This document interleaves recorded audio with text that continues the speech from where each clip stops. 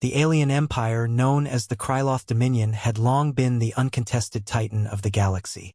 Their ships, sleek and obsidian, cut through the void like shadows, their weapons capable of reducing entire worlds to ash in moments. They were not merely conquerors. They were architects of despair, reshaping civilizations to fit their vision of order. Their philosophy was simple. Strength was the only truth, and weakness deserved eradication. For centuries, they had expanded their dominion unchallenged, their arrogance growing with each victory. To the Kryloth, humanity was nothing more than a footnote in their grand design, a primitive species clinging to a fragile blue planet on the fringes of their empire. They did not see the spark of defiance in human eyes, nor did they care to look. When the Kryloth arrived at Earth, they came without warning, their fleet blotting out the stars. The first strike was surgical, targeting major cities and military installations with terrifying precision. Humanity's defenses, though valiant, were laughably inadequate. Fighter jets were swatted from the sky like insects, and ground forces were obliterated before they could even sight the enemy. Within hours, the planet's leaders were dead or in hiding, and the skies belonged to the Kryloth. But the invasion was not merely about conquest. It was a message. The Kryloth sought to break humanity's spirit, to ensure they would never rise again. And so, they targeted the most vulnerable, the women. The abduction was systematic and brutal. Kryloth soldiers, clad in armor that seemed to drink in the light, descended upon towns and cities, their movements precise and emotionless. Families were torn apart, mothers and daughters ripped from their homes, their screams echoing into the night. The Kryloth showed no mercy, no hesitation. To them, the women of Earth were not people but resources, tools to be used in their grand design. Some whispered that the Kryloth sought to integrate human genetics into their own, to strengthen their species with the resilience and adaptability of humanity. Others believed it was simply a means of control, a way to ensure that humanity could never rebuild. Whatever their reasons, the result was the same: despair. Among the captured was Dr. Elena Vasquez, a brilliant geneticist who had been working on a secret project for the United Nations. She had been in her lab when the Kryloth struck, her mind racing with equations and theories even as the world outside crumbled. When the soldiers burst in, she had tried to fight, but her resistance was futile. Now, she sat in the cold, sterile hold of a Kryloth transport ship, her wrists bound and her mind racing. Around her were dozens of other women, their faces etched with fear and exhaustion. Elena scanned the room, her sharp eyes taking in every detail. There was a young mother clutching her infant, a soldier still in uniform, a teenager who couldn't have been more than 16. Each of them bore the same look of hopelessness, the same question in their eyes. What happens now? The Kryloth did not keep them waiting long. A towering figure entered the hold, its armor gleaming under the harsh light. This was no ordinary soldier. Its presence commanded attention, its every movement radiating authority. It spoke in a guttural, mechanical voice, the words translated by a device on its chest. "You are now property of the Kryloth Dominion," it declared. "Resistance is futile. Obedience will be rewarded. Defiance will be punished." The words hung in the air like a death sentence. Elena felt a surge of anger, but she bit it back. Now was not the time for heroics. She needed to survive, to understand her captors, to find a way to fight back. As the days turned into weeks, Elena began to piece together the Kryloth's motives. They were not just conquerors.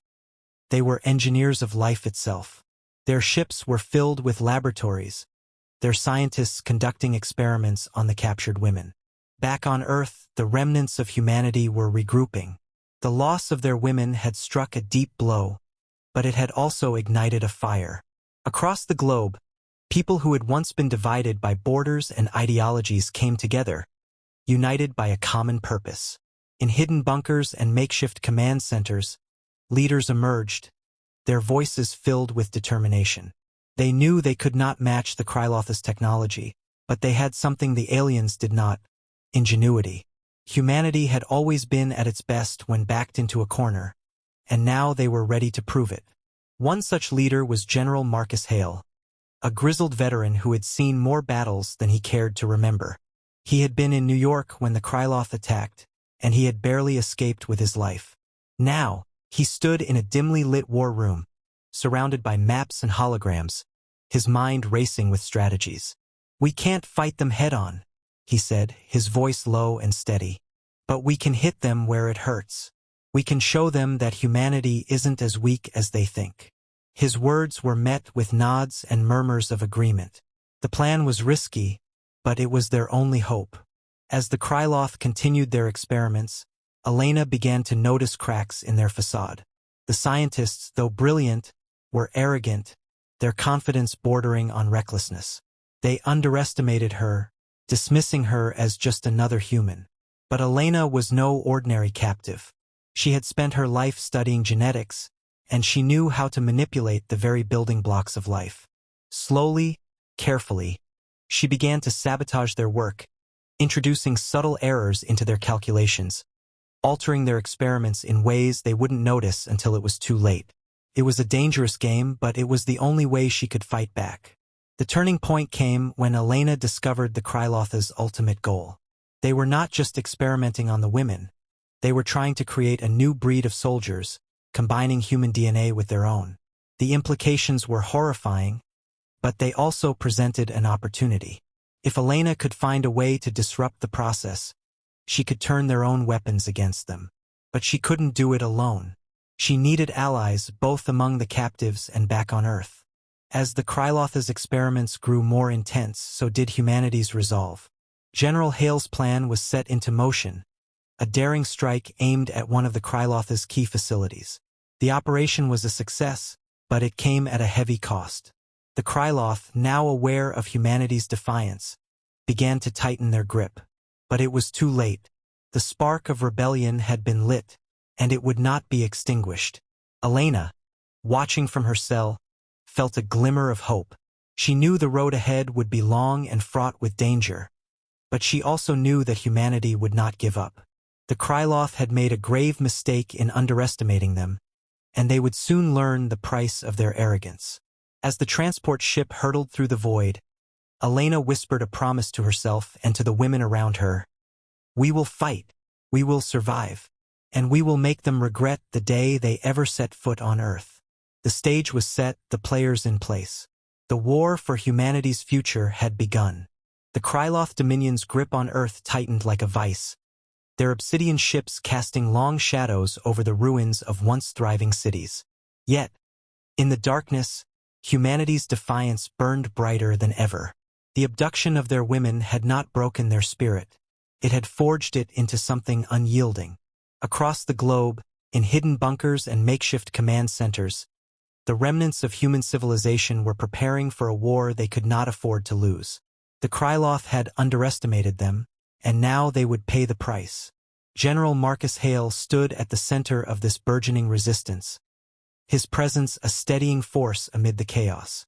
His war room, buried deep beneath the scorched remains of what had once been Geneva, was a hive of activity. Maps of Earth and the surrounding star systems covered the walls, their surfaces marked with red and blue lines denoting Kryloth movements and potential strike points. Hale's eyes, sharp and calculating, scanned the room as his advisors debated their next move. "We can't match their firepower," one of them argued, his voice tinged with frustration. "We need to think differently." Hale nodded, his mind already racing ahead. He had spent weeks analyzing the Kryloth's tactics, searching for weaknesses in their seemingly impenetrable armor. What he had discovered was both a revelation and a gamble. The Kryloth relied heavily on centralized command structures, their fleets moving in perfect synchronization under the direction of a single flagship. If that flagship could be taken out, the entire fleet would falter. It was a long shot, but it was their best chance. Meanwhile, aboard the Kryloth transport ship, Dr. Elena Vasquez continued her dangerous game of subterfuge. The Kryloth scientists, arrogant and dismissive, had grown accustomed to her presence in their labs. They saw her as a tool, a resource to be exploited, and that was their mistake. Elena had spent years studying genetics, and she knew how to manipulate the very fabric of life. Slowly, carefully, She began to introduce errors into their experiments, sabotaging their efforts to create a hybrid soldier. It was a delicate balance, one misstep away from disaster, but it was the only way she could fight back. Her efforts were not unnoticed. Among the other captives, whispers of rebellion began to spread. A young woman named Amara, who had been captured from a small village in Kenya, became Elena's closest ally. Amara was fierce and resourceful, her spirit unbroken despite the horrors she had endured. Together, they began to organize the other women, planting the seeds of resistance. It was a risky endeavor, but they had no other choice. If they were to survive, they needed to act. Back on Earth, Hale's plan was set into motion. A team of elite soldiers, handpicked for their skills and determination, was dispatched to infiltrate a Kryloth outpost on the moon. Their mission was clear: gather intelligence on the flagship's location and, if possible, sabotage its defenses. The operation was fraught with danger, but the soldiers knew the stakes. Failure was not an option. The infiltration was a success, but it came at a heavy cost. The team managed to retrieve critical data on the flagship's location, but they were discovered during their escape. A fierce firefight erupted, and only half of the team made it back to Earth alive. Hale mourned their loss, but he knew their sacrifice had not been in vain. The data they had retrieved was the key to humanity's survival. As the Resistance prepared for their next move, Elena and Amara continued their work aboard the transport ship. The Kryloth scientists, oblivious to the sabotage, grew increasingly frustrated with their lack of progress. Their experiments were failing at an alarming rate, and they had no idea why. Elena watched with grim satisfaction as their confidence began to waver. She knew it was only a matter of time before they grew suspicious, but she also knew that time was on her side. Every delay, every failure, brought humanity one step closer to victory. The turning point came when Elena discovered a critical flaw in the Kryloth's genetic engineering process. The hybrids they were attempting to create were unstable, their bodies unable to withstand the strain of the Kryloth's enhancements. If the process could be accelerated, the hybrids would self-destruct, taking the Kryloth with them. It was a dangerous plan, one that required precise timing and coordination, but it was their best chance. Elena shared her findings with Amara, and together they began to prepare. They needed to act quickly, before the Kryloth grew suspicious. Using stolen access codes, they infiltrated the ship's central computer system, planting a virus that would trigger the hybrid's self-destruction. It was a risky move, one that could easily backfire, but they had no other choice. The fate of humanity depended on their success. As the virus took hold, chaos erupted aboard the transport ship. The hybrids, their bodies unable to withstand the strain, began to collapse, their screams echoing through the corridors. The Kryloth scientists, panicked and confused, tried to contain the outbreak, but it was too late. The ship's systems began to fail, its lights flickering as alarms blared. Elena and Amara seized the opportunity. Leading the other captives to the It was a desperate race against time, but they were determined to make it out alive. Back on Earth, Hale and his team were preparing for their final assault. The data retrieved from the moon outpost had revealed the flagship's location, and they were ready to strike.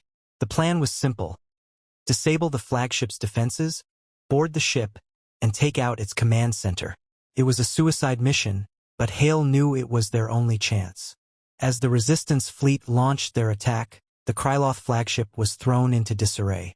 The virus planted by Elena had spread to their systems, crippling their defenses and leaving them vulnerable.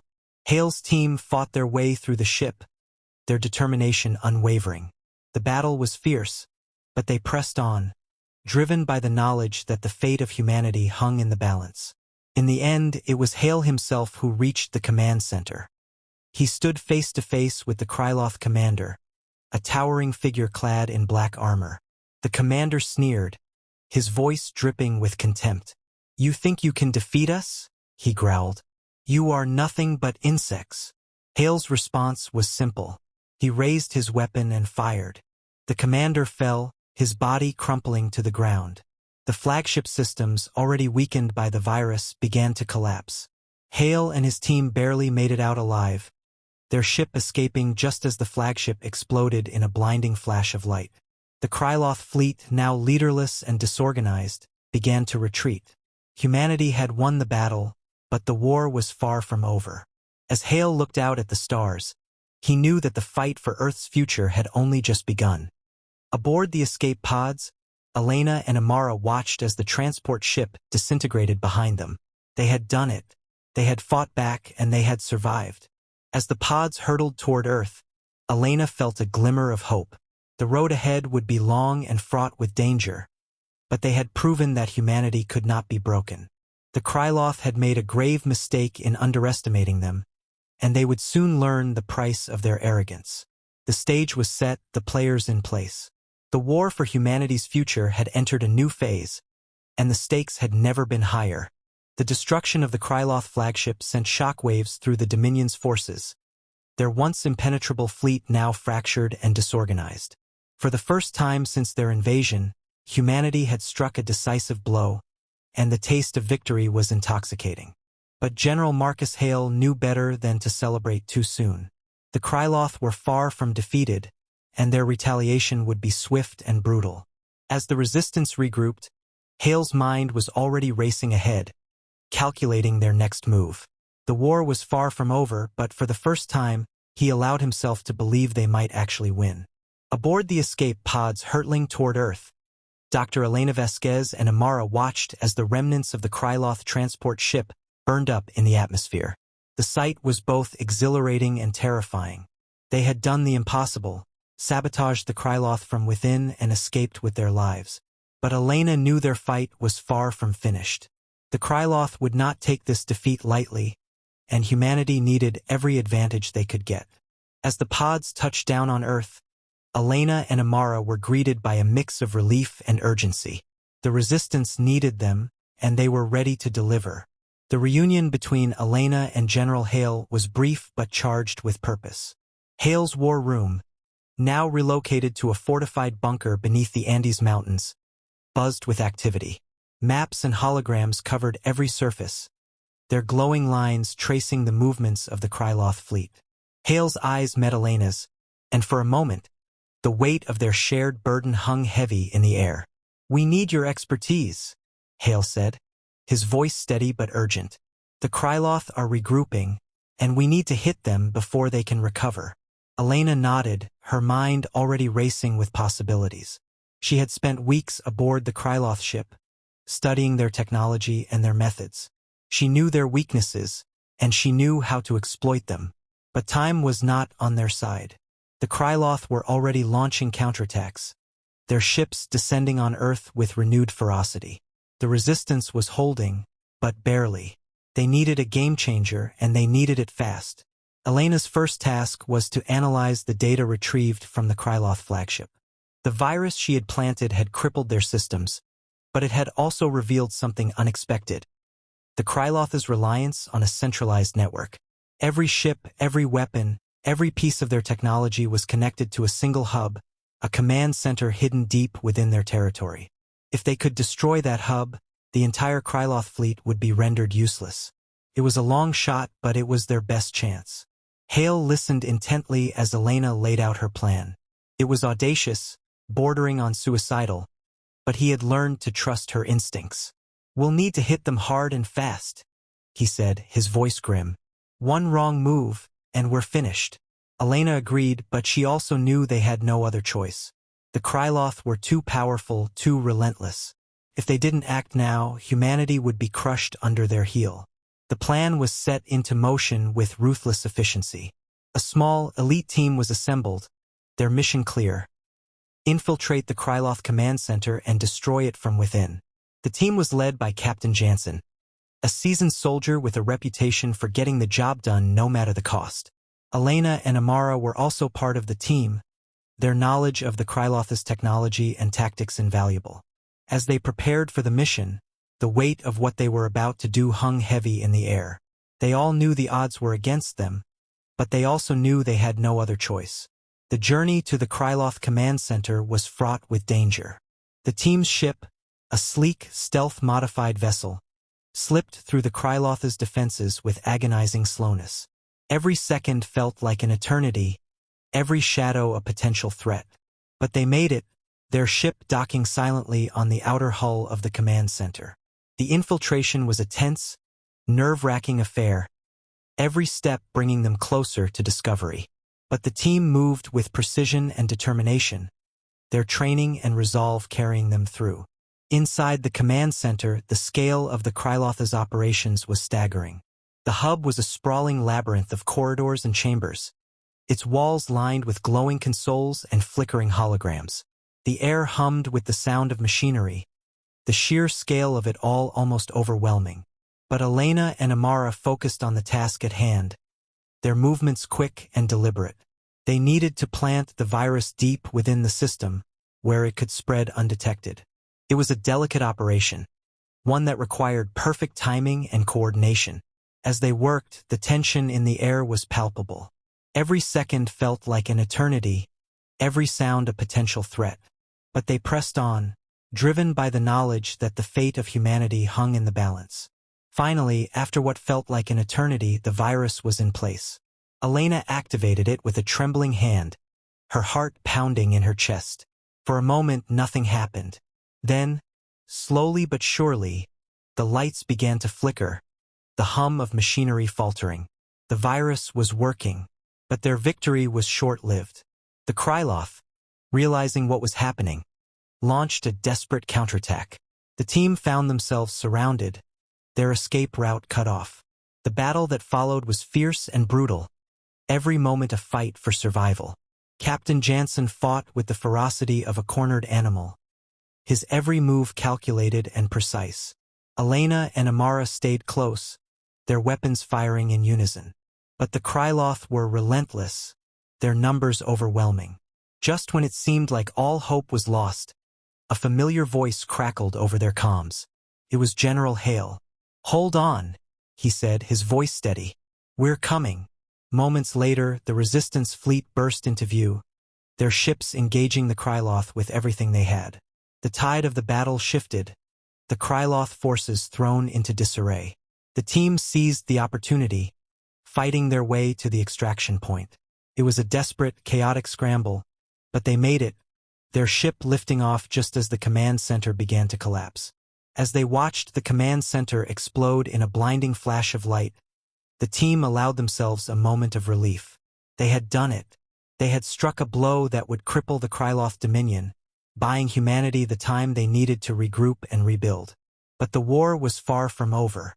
The Kryloth were still out there, their forces scattered but not defeated. The fight for Earth's future would continue, but for now they had hope. Back on Earth, the Resistance celebrated their hard-won victory, but Hale and Elena knew better than to rest on their laurels. The Kryloth would regroup and they would come back stronger. But humanity had proven that they could fight back, that they could win. As Hale looked out at the stars, he felt a glimmer of hope. The road ahead would be long and fraught with danger, but they had taken the first step. The war for humanity's future was far from over, but for the first time, he allowed himself to believe that they might actually win.